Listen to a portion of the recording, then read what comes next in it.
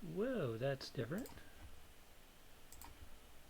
I see that fix it. What's Did I different? fix that? No, the screen's come. There we go. There we go. Hey Yeah. everybody, we're back at the tavern tonight. It's been a while. There's been a lot of craziness going on here behind the scenes. Corey and I are working on some crazy projects. The team is always thinking of new ways to make this super exciting. But we're getting back to the nitty gritty of what Tavern Talks was about, which is about a bunch of guys being crazy. Before that, Corey has something to say. But first, how's our sound? It feels like every time we got it sound wrong. How's the sound? Give us a thumbs up. Yeah, just let us know if the sound's good. Awesome. Hey, Awesome. Yeah, you did it right. I'm working on this. I'm telling you, I'm only firing on like four cylinders this week. This week too. So for anybody who doesn't know, I was kind of put in the hospital off and on over the weekend. So, but I didn't want to miss this with you guys. That's why Corey's drinking and I'm not, because I'm on all sorts of medication. So we don't want that to be a thing. You seeing me drooling on the screen just probably wouldn't be a lot of fun. I'm just saying. But we are excited to come back to the roots of what Tavern Talks was. It was a bunch of people sitting around the tavern talking D&D. And tonight Corey brought up a really cool, what'd you call it, table chart It's a chart. Yeah, experience. Like, um, yeah, it's what it it's kind of like basically like one of those management charts or yeah, something. I don't know where I got it it from, but screams my, it my background in screams business. leadership chart, truthfully, in my opinion. But Yeah, exactly. um, Which, as a GM, you are a leader, right? yeah, That's correct. So so yeah, so before we jump into this, I just want to give you guys some shout outs, some information you guys might not have heard about, or you've heard about it in the grapevine. So, um, Fizbin's Treasury of Dragons is about to release. I've seen a lot of stuff on YouTube already. People have already started getting it in their hands. It looks amazing. And with me being a love for dragons, I am super excited. Um, Two other ones out right now. Oh, and I have a wonderful book. So I have the Witchlight book, special cover, and there's also a supplement to that on the DM's Guild called the Domains of Delight, which gives kind of a breakdown of all the different Feywild domains. Let's see, Minsk and Booze, um, Journal of Villainy is another one out there. Now those two specifically are charity based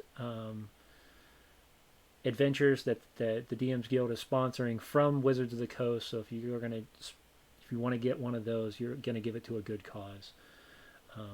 And then of course, if anybody is a critter in here, Critical Role released their new adventure, and it's also going to dive into the new part of their world that they're introducing into campaign 3. So that's super exciting as well. But yeah, and then Gooey Cube is it just released chapter 4. So I mean, there's new stuff all around. It's crazy. So yeah. And Essenverd is oh real my goodness, I close saw for that pictures of that Essenverd this book. morning, and I was like, oh Oh, goodness, um, yeah. There's so it's much gonna be good. content coming to D&D that you You don't don't have have the enough time to time. play it all.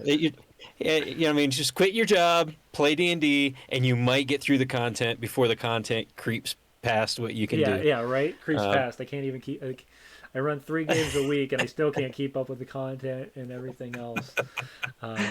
But no, we definitely are really excited to see what D&D is coming up with, all of the new stuff that they're starting to develop, and we're gonna sit here and we're gonna talk about that throughout the next couple months probably, because we have a lineup, an absolute fire lineup coming up in the next couple months of different people that we're gonna have on the show.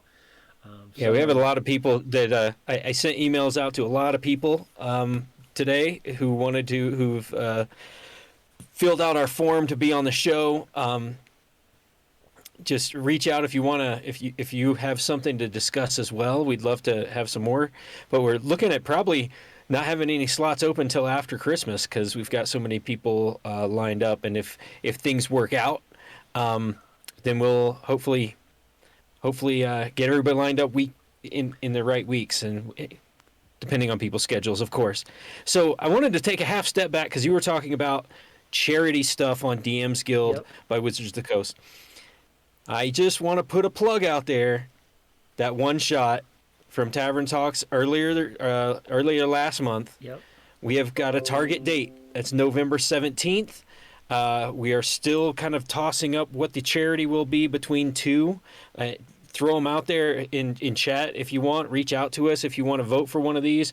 But it was either Extra Life or Game to Grow. And I think it's one of those two is our final two charities that we're trying to lock in. That's going to be 7 p.m. till like 10 or so p.m. Mountain. It means James is going to be up late that night. It's running the one shot on Wednesday. So, yeah. So put that in your calendar. Yeah. No, definitely. November 17th. Yeah, come. It's going to be an awesome event. All the proceeds that we have the donations out for will be going directly to that charity. And we're also looking for people if you want to be meet sponsors, people who can meet certain price ranges and then give that percentage back to the Yeah. charity. That would be amazing as well. My goal personally, and this is matching sponsors is what he meant. Matching sponsors. Matching sponsors, not meeting sponsors. Matching sponsors. My goal personally would love to contribute $1,000 at least to one of our charities. I think that would be an awesome way to end that culmination of developing this one shot, and it would mean a ton to the charity. Like I said, 100% of that's going back to the charity. We're going to make sure that we have a direct link to them so that this money goes directly to them instead of to anything that we do.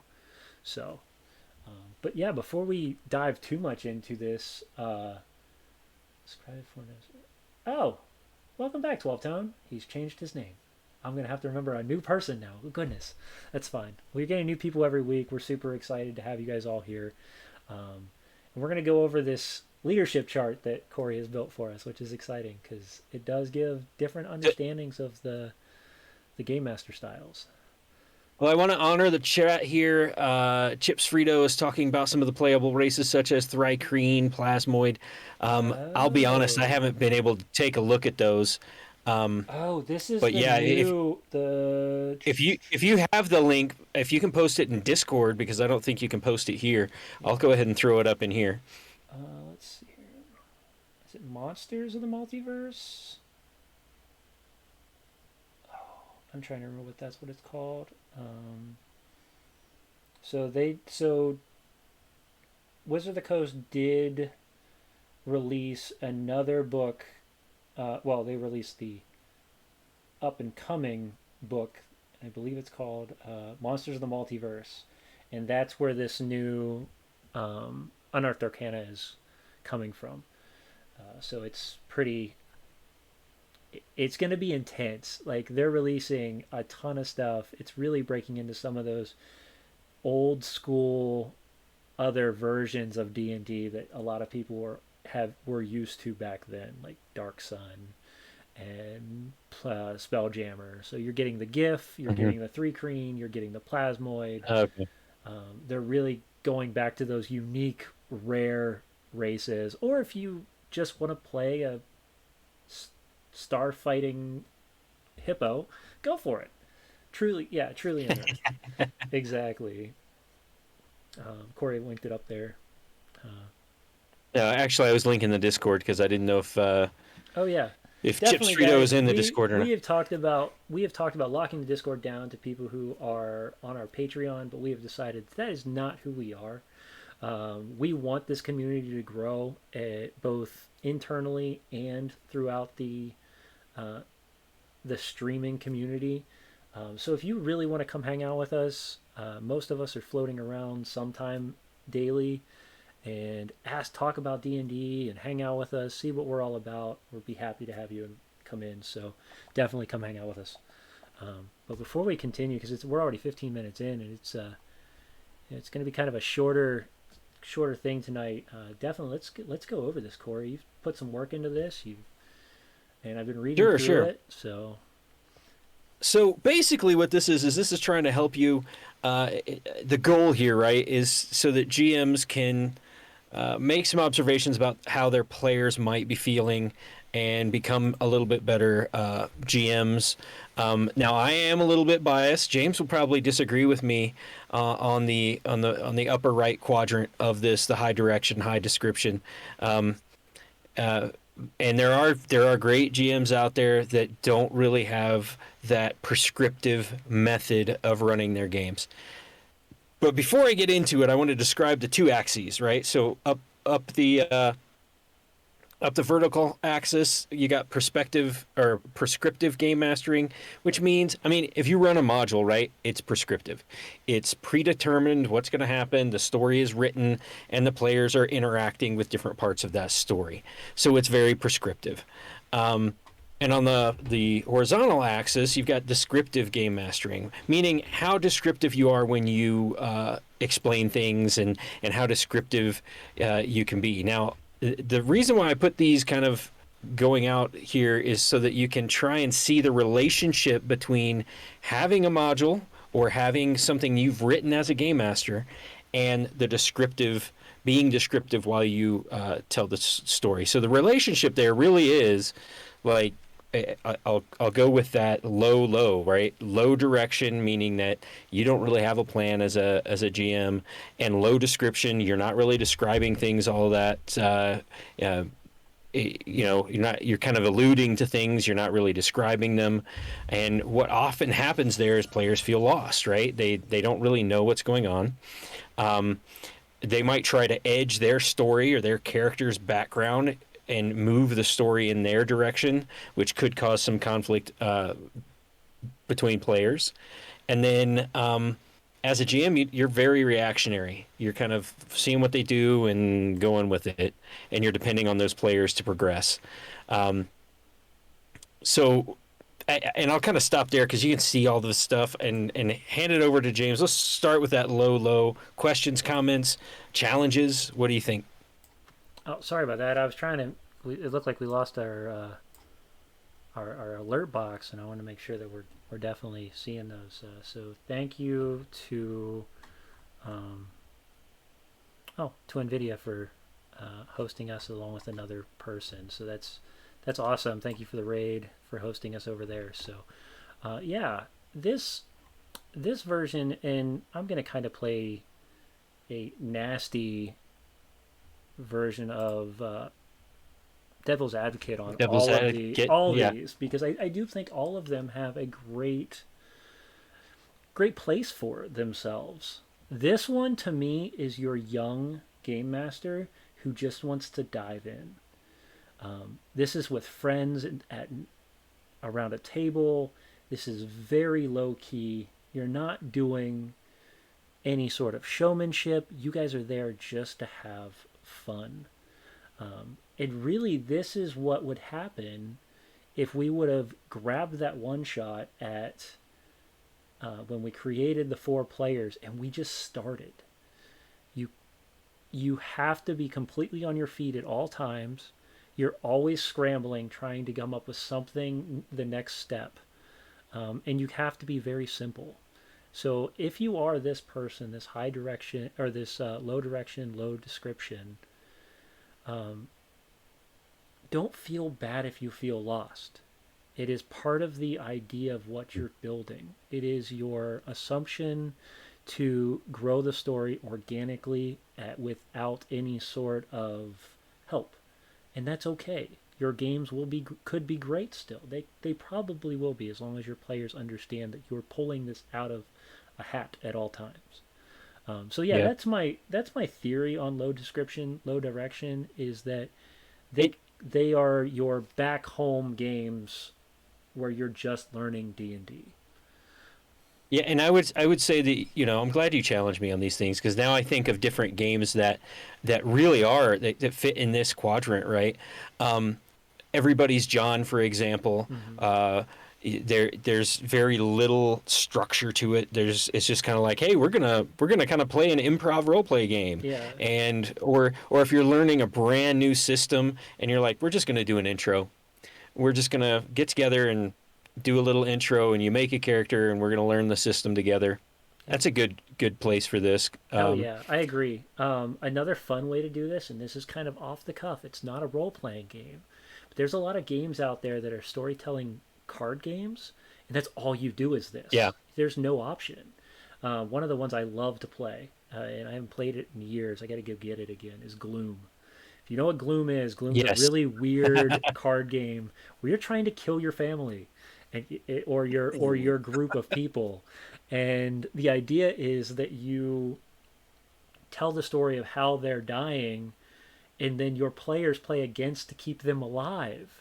And some people will play it as a card game, no talking whatsoever.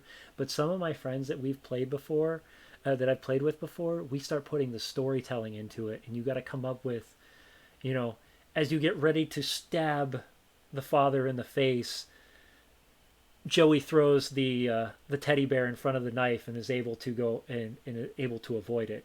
These types of Yeah. things are your low direction, low description gameplay. I love Gloom. I'm posting my favorite Gloom in chat. It's Gloom of Thrones, of course. I didn't It's even know there was basically Gloom the of Gloom. Thrones. I have Oh just man, old school Gloom, and I've loved it ever but since I played it.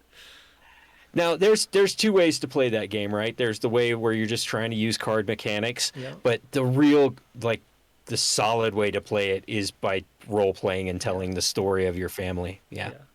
So that would be a perfect good example for me to use a low direction, low description, um, because a lot of people aren't going to get into it as well. So you're going to get some people who are Right. playing very quickly, and you're getting other people who really get into it. And when you get a group of 4 or 5 of you that really get into it, and you really want to save families, it's hilarious. So I do recommend that you try it out. Ooh, what is this? Sorry. Before COVID, I bought a bunch of minis off the Kickstarter. Shipping soon, so I'm excited. Awesome. Um, Awesome. I think that's going to be one of the other topic, or one not one of the other topics, but one of the other columns. But yeah. So All right. So which way do you want to move? Do you want to move up the prescriptive scale or up the I don't descriptive scale? I don't Which way know do you want because to go first? I really want to hit that last. I know which one you want to hit. You want to hit perfectly because we've spoken about this many times, but I really want to leave that Yeah. one to the last because I do agree with a lot of the stuff on it, but I really want to fight you on some of these things too because it's just fun. Okay. All right. All right. Well, Um, let's just move up high direction, low description, okay, and then we'll go back around to low direction, high description. How's that? yeah, that sounds good. We can do that.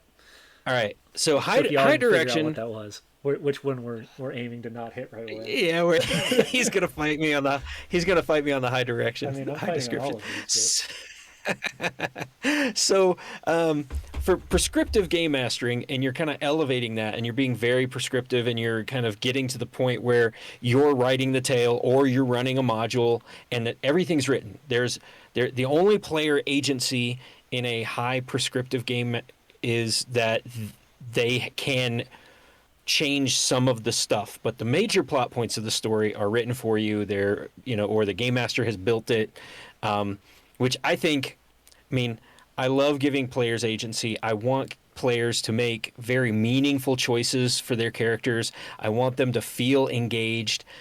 But when it comes to managing the whole story arc, I'm of the opinion, and fight me on this if you want, that the game master has to know and control that story arc for the party. Players can have their own story arcs that they control, but for the big picture, I think that's for GMs. So that's what I'm talking about here is Okay. who directs the story. Okay. All right, but now we're talking about a game master where you direct the story, where you have that direction, but your description is low, meaning that there isn't tons of box text, let's say, Mm-hmm.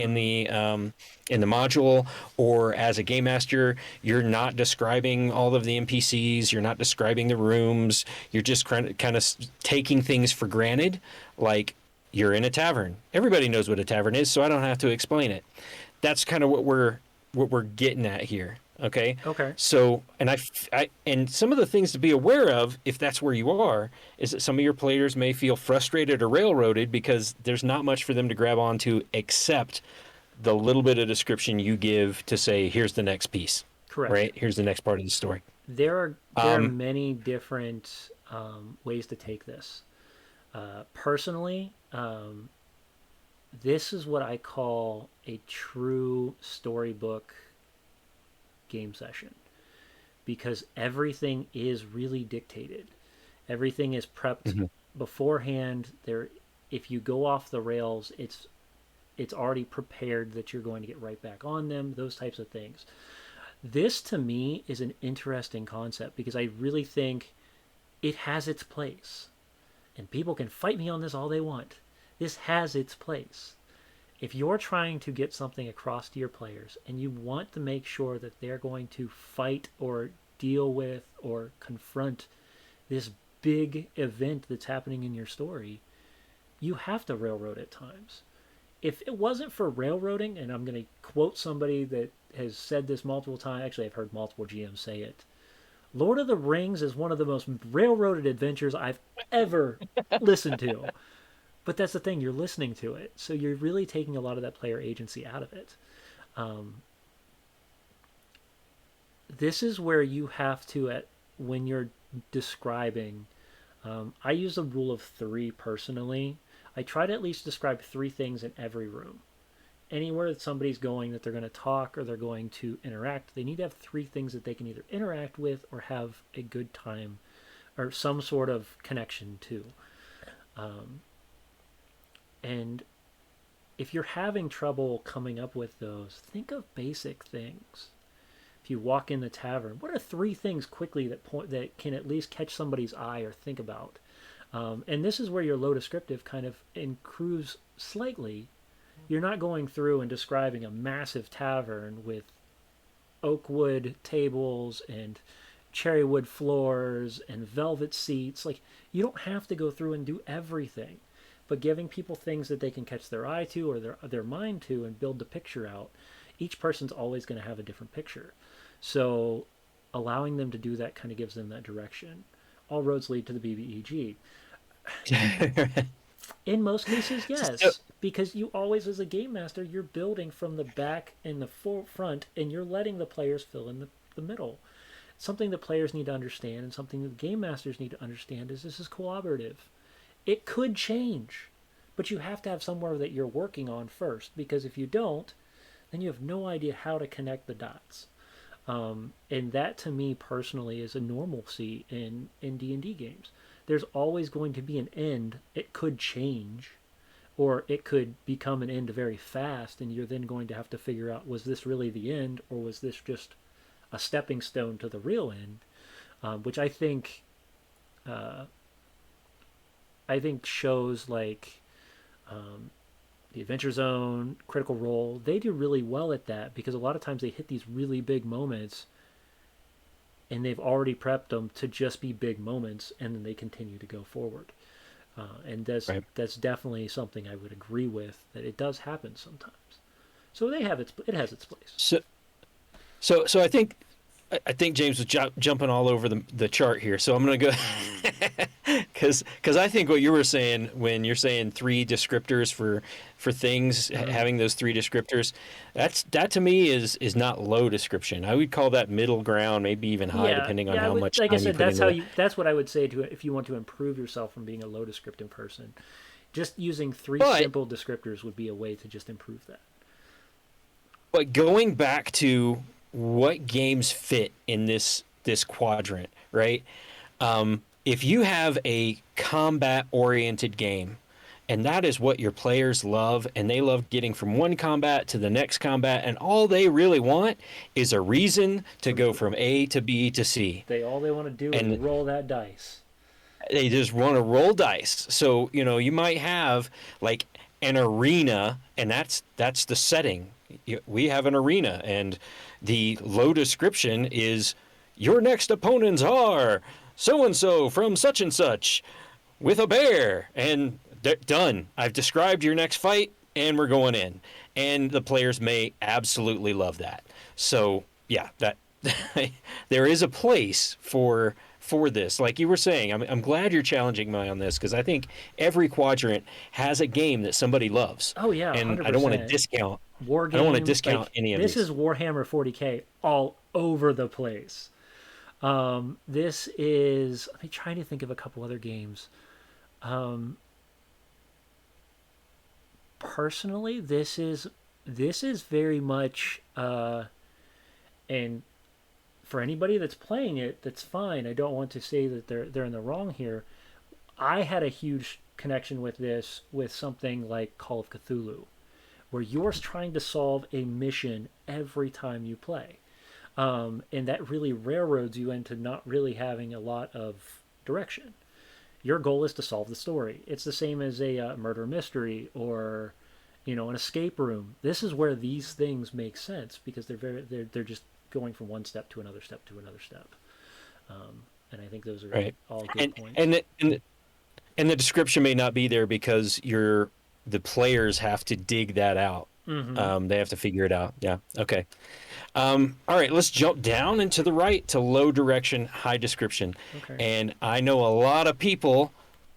This guy right here, um, who I mean, James has he puts direction in and builds his points. Uh, but like you said, it changes, and you're more willing to let your story change, and more willing to let party members really change what the whole arc of the story might be for everybody than most GMs that I know, Well, I hope I do at least a especially more decent job than at a module.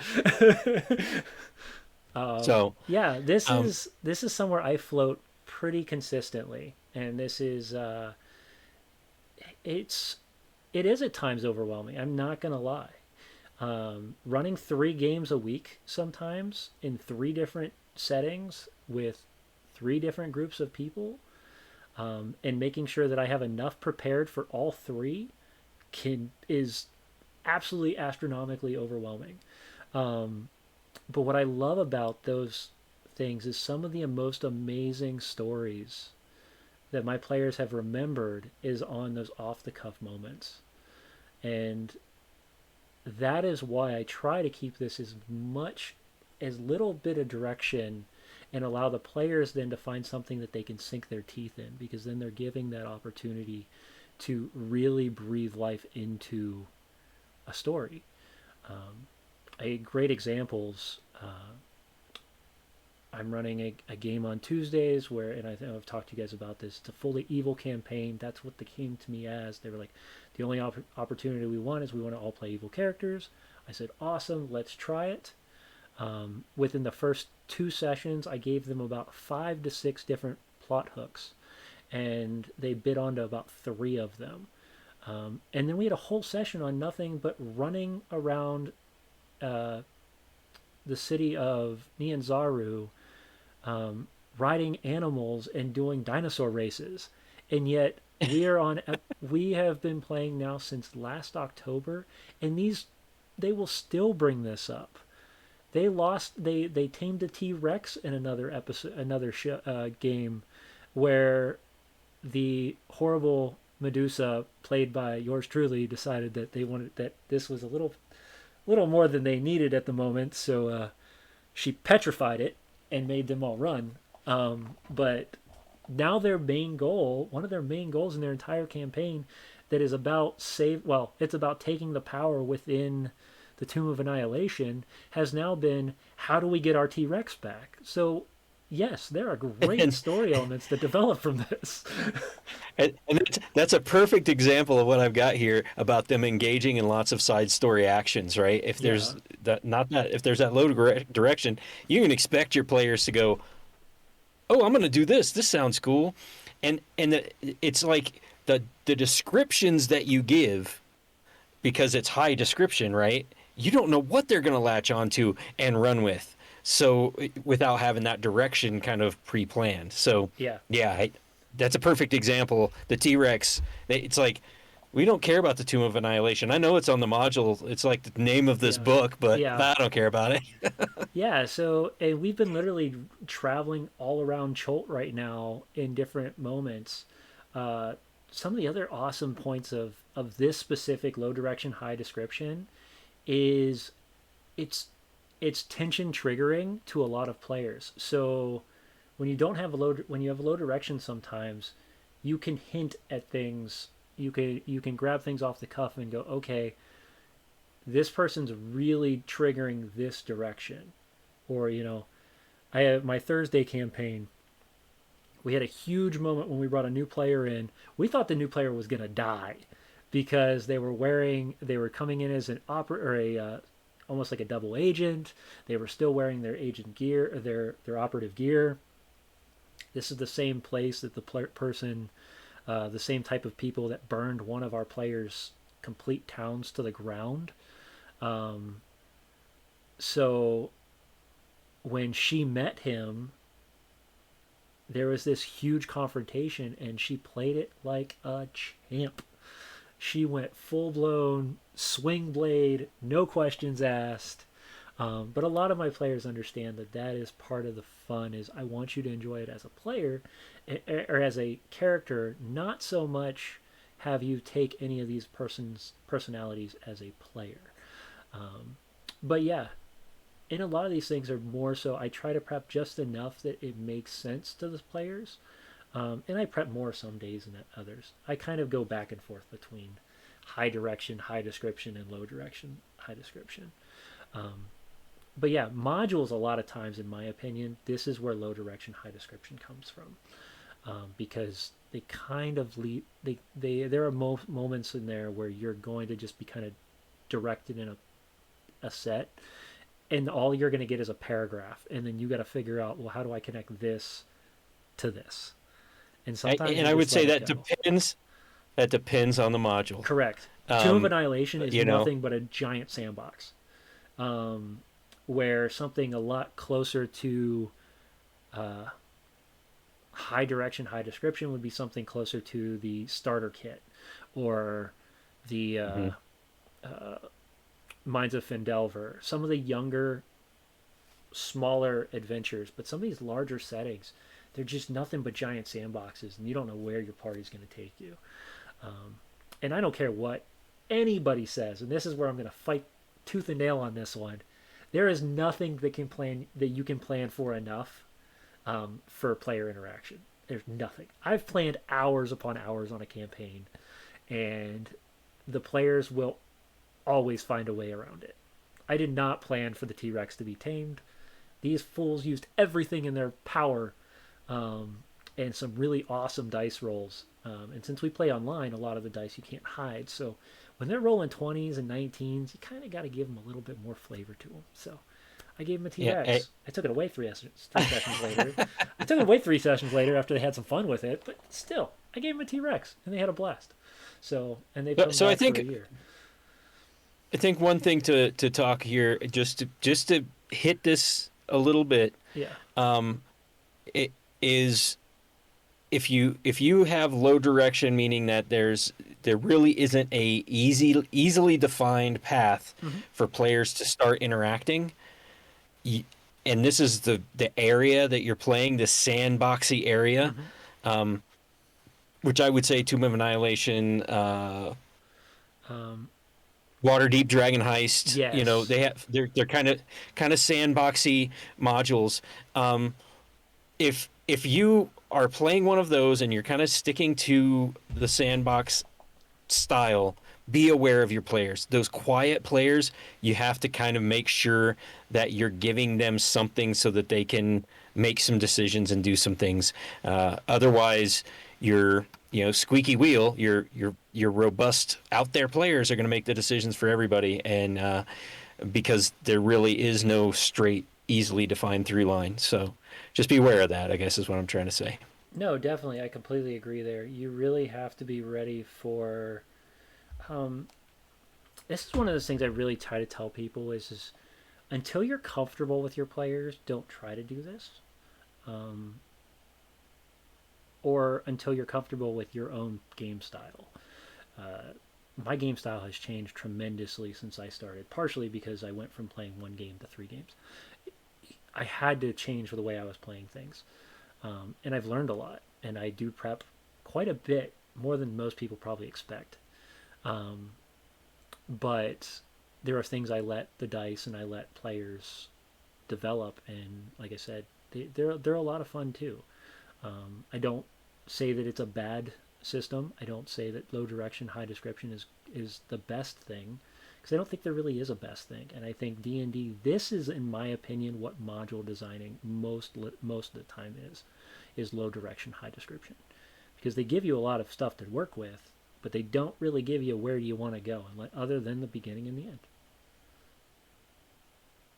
All right, well, in that case, let's move to the last quadrant and let me argue that point because I think there is I I really do think that that upper right quadrant is it's home to me. Yep.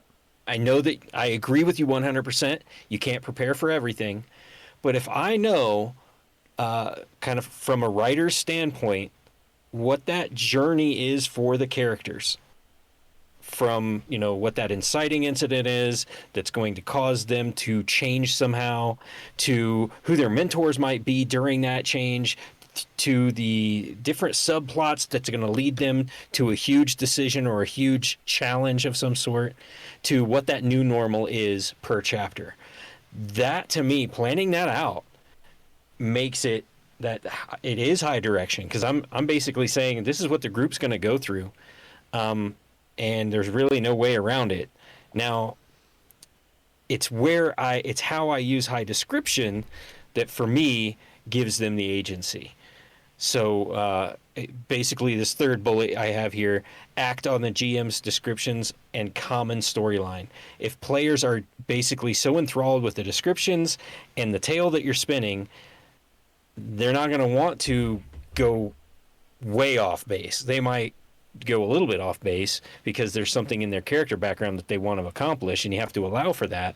But the core thing is there, and if you're doing it very descriptively, it's not hard for them to uncover those hidden story elements. They basically want, if they want to know about something, it's been planned that, oh, hey, I want to dig into that, I want to know more about that, and it actually leads further down that course. Now the challenge is it takes a lot of work. It takes a ton of work to pull that off. And I completely agree. 100% what you've just said it is definitely an empowering feel to have a campaign session or have a campaign completely. Let me rephrase that. This is great for preparing your next session, especially in the middle of your campaign. And the reason I say that is because you already kind of have those feels for your players. You already understand who they are, what their goals are. A lot of times you're asking your players. If you're not asking your players stuff, you kind of need to do so. They're not going to get offended. It's still exciting when they see these things come up, but you really want to play to your players' strengths as well, because they're in this together with you. And the more you kind of give those carrots, those credit, those gifts, as Corey called them in multiple shows we've done, your players will definitely be more understanding to the way you drive the story a little bit more. But yeah, the amount of time that this would take personally for me for three games a week, this would become a full-time job, and I don't. Because Well, this is and just I on will top say, of everything else. I will say from experience, and well, let me go back and call out something you said before about listening to players. I absolutely think a session zero is 100%. Even if you're running a module that is one of those very prescriptive modules, having a session zero so that you know, I'm going to change this and I'm going to change that and I'm going to change this so it fits their characters. Very important. And The one thing, other thing, the other nope, go for it. I didn't know you were finished. You weren't finished uh, talking. I was going to say that the other challenging part of this is when you put in so much work, and like James said earlier, something happens that makes it not work quite right. And the other part is your players are never going to understand the amount of work it took to get there. It's true. So you kind of have to let go of some of that ego, some of those things. And even though you've kind of developed the story, there might be parts of the story that just aren't interesting to your players, and you just got to kind of skip over and move on to the next thing. Yeah. So this is, like I said, this is where it comes into the fact that you are only planning on you're planning as much as you can, but it's all through your eyes. And I think this is the big thing: is if you want to do a high direction, high descriptive campaign, you're planning a lot. You're planning what if they do left, what if they do right, what if they do middle, what if they don't do all three of those. You still have to have the what if. And those, like I said, I kind of have this middle ground between the two, because I usually do plan encounters. I do plan specific NPCs that they'll be speaking to and who they are as a person. Um, and then I plan for those things. And then of course you got to have monsters and maps. But otherwise, some of the dialogue is so much more exciting, in my opinion personally, is when you're starting to envelop that character. The I can give a great example, and Corey's gonna fight me, but at the same time he can't because it's his character. Is Lokabut Macabre is this maniacal, laughing, in my opinion, psychotic Joker He's not sane. character. He's not sane. But when he puts that when he puts the costume on, when he puts the makeup on, he is that person. And there is no way that some of the stuff that he comes up with could be scripted because it feels so natural. And those are the types of things where I think if you're a game master that's comfortable jumping in and out of people's skin, which means you're playing NPCs as NPCs. You're bringing you're giving yourself enough information on the NPC that you can understand in your mind how they would speak. Um, that is enough for you to prepare for. Really, though, high direction, high description is somebody who is not comfortable in improv, and or Yeah. they want to be so prepared that there is no such thing as a, an else, or they plan for the else, which a lot of times people will do too. They'll, okay, I'm going to give them three directions, and then the fifth or the fourth. And the reason they do that is because if all three don't fail, I can always direct them this direction. Um, and like I said, I think you're right in some cases that this is a great way to play. Um, it does, though. I can't imagine even prepping for a one shot in the campaign, uh, or for our Gen Con when you were running Murder and Motley. How long did it take to prepare all of that on Months. average? Months. That's what I'm saying. I mean, I run these Months. games Yeah. weekly at 3 hours a game. Yeah. Well, but here's the other part. I mean, now that's not really a fair thing Okay, to because that's true Murder and because you're Motley. preparing I, a I, long story. well, Murder and Motley. I mean, it's a 4-hour session, and it Yeah. took me months to do.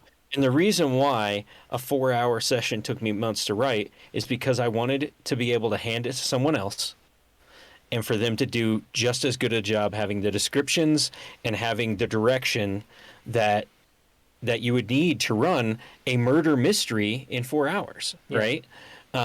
So plus I was hoping that by putting that much work into it, maybe GUI Cube picks it up and publishes it. You heard it from here, So guys. Pick it up, publish it. We're good to go. I'm telling you, I had such good. a blast running that with you or playing in that when we did it online.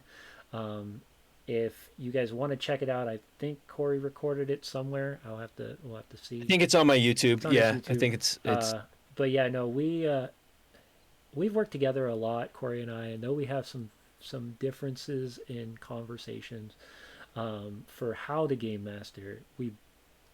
I respect how Corey game masters, and I believe it's an amazing way to do it. Um, And I respect how you, the game master, as well. Being able to do three games a week, I would have to let go of a lot of my ideals, I think, to be able to pull it off. it's not an easy task sometimes. Um, Yeah.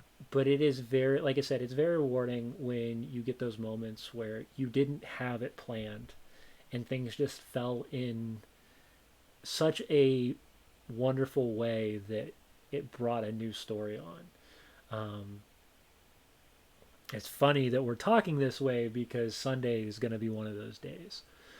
So our show on Sunday this coming week, there's a lot of stuff that's going to unfold after a uh, huge dramatized, very emotional session the night or the day before the last week. Well, not last week. We were off last week because everybody wasn't feeling good. I was in and out of the hospital, of course, so I wasn't running a game that night. But if you haven't checked that out, definitely check that one out. It was probably one of the most emotional games I think our players have experienced so far, and we've got really fun ways to finish that up and kind of reward our players for the wonders that they did. Um, I did before we continue and before we get any final questions from everybody because I know we're running into the ending. I did want to state we have one. So what we're going to try to do next week because it was asked as our next show that we touch on um, new races and potential impacts of what that means when they're released. Um, who's our guest next week, Corey? Do you know that off the top of your head? Devin from StartPlaying.Games is our guest next week. Okay, so yeah, Devin is the creator of StartPlaying.Games. You're welcome to put the link up there, Corey, if you'd like. This is for game masters who want to get paid. Devin is one of my mentors. He's a fantastic guy. I met him for the first time at Gen Con, and we just hit it off immediately talking about game mastering, and he was excited to come on the show. And he's got some really cool thoughts on game mastering. So we're excited to have him here. Our lineup is, I'm just going to say it, amazing coming up these next couple months.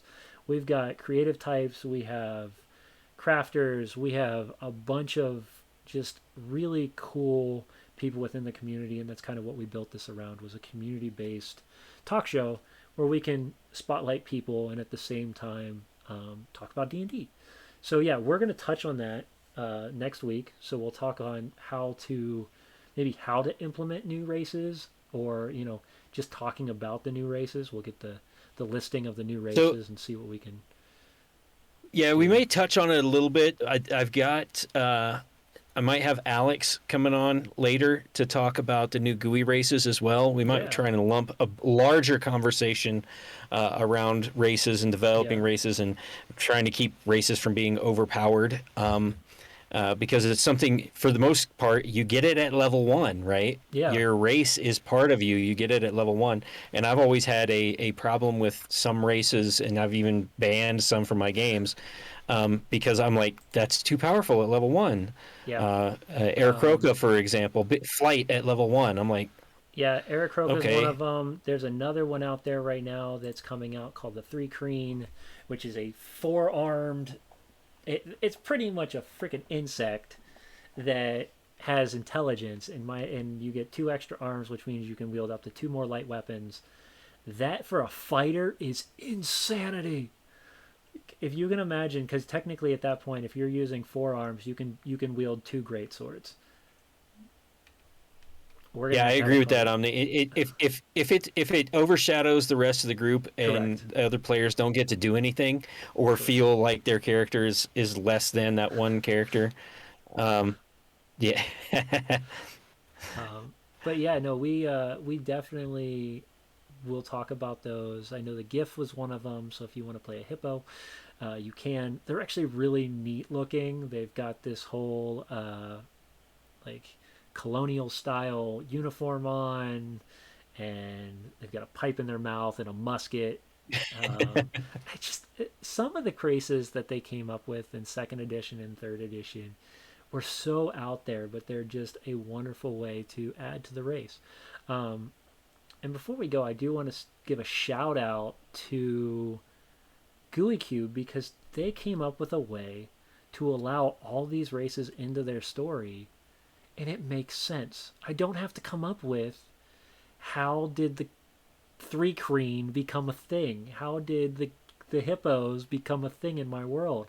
Because they have something called the blood touch, and the blood touch allows you to have these demi mutant like characteristics to a character, and it makes sense.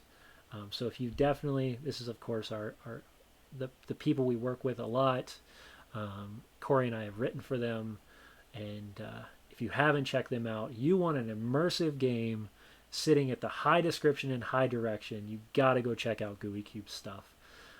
It is top of the line, gives you absolutely everything you need as a game master. We're hoping to start implementing a lot more of their stuff along with other creative types that we're working with on the stream. And we just can't wait to show you some of the stuff we're getting ready to launch here in the next couple months. So Yeah, stay and with tuned for sure.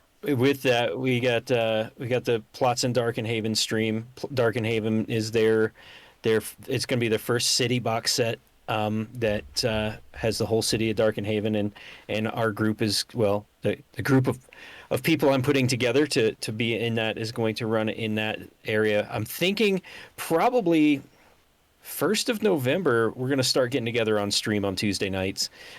We may not have the box set. We may just chit chat and talk character stuff and kind of throw ideas around.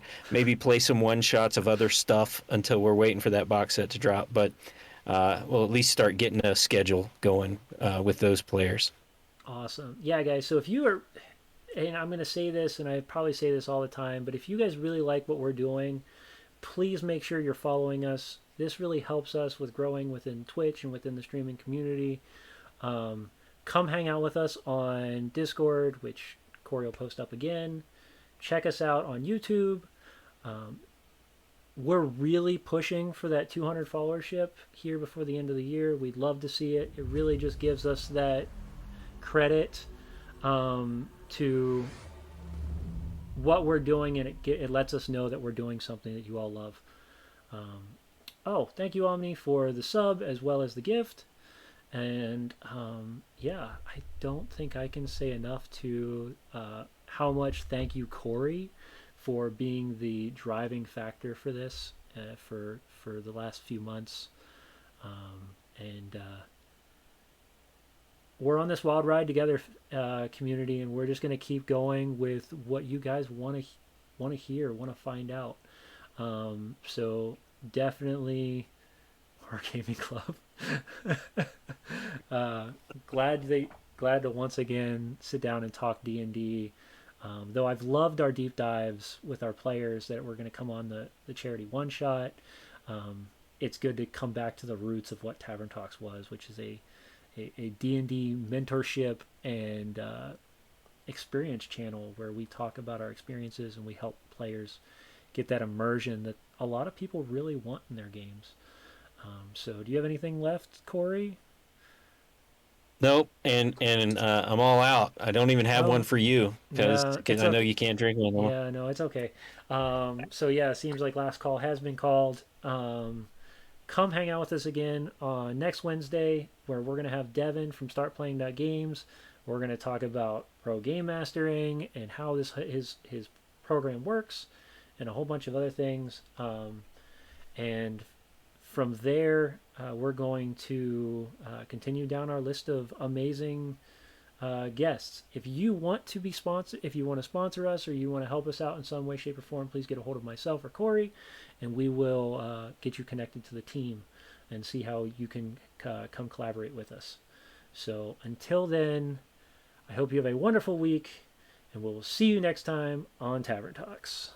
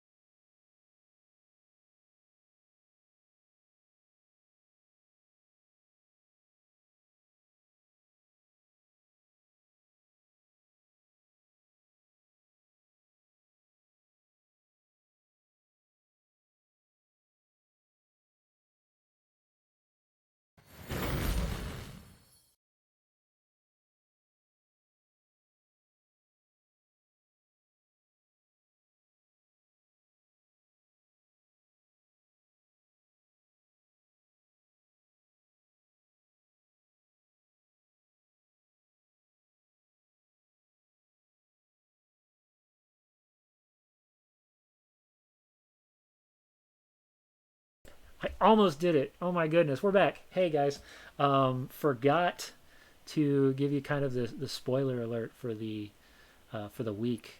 So we are launching a new show. So our Friday night this week, we're going to be starting. Corey, you have more info on this than I do. I've been in and So out of the this hospital, is a so movies with the Misfits. I think is the. yeah, movie with the I think Misfits. that's right. Do we know which movie? Um, is Pam in chat? Oh She yes. All is. right. Tell us. So tell us, which movie are we going to be watching on Friday? Horror of Dracula. Horror of Dracula. I have no idea. I've never seen it. I'm going to try Never. to tune I've never in. seen it either. If you want and you are in the Discord, one of the main things one of the things we're going to be using our Patreon potentially for will be to come hang out with us on things like this. But yeah, if you're in the Discord, you want to come sit down with us, talk with us while we're watching this movie, we're going to stream it and we're going to see what it's like. So, and we're going to commentate on it because who loves people talking in the middle of movies? But that's what we're going to do. So, yeah, so definitely come hang out with us on a Friday night, and some of us will be here to chat about these movies, and hopefully, people who are here will talk about how they can implement these movies into D&D because that's part of our deal. So Yeah.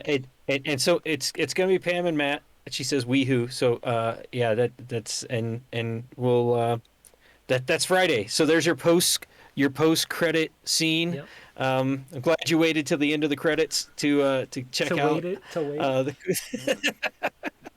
Turning It's into not that we forgot to put it in nope, beforehand at all. nope. No. It's Marvel. It's Marvel post credits right there, baby. But yes, it's 6 p.m. Pacific, and we're gonna launch this off on social media so that people can be reminded of these things coming up. So, thanks for sticking around, and we'll see you guys next time.